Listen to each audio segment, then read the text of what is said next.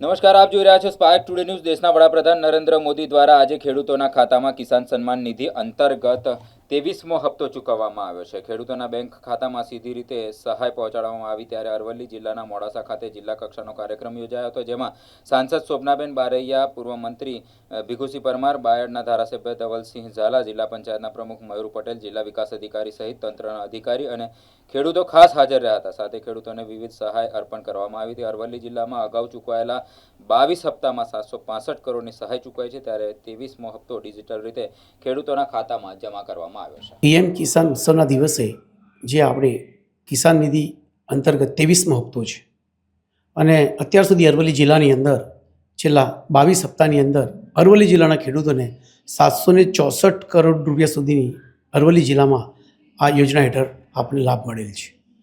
ખેડૂતોને આ હપ્તાથી કેવા કેવા પ્રકારનો મદદ થતી હોય છે ખેતી કરવા માટે?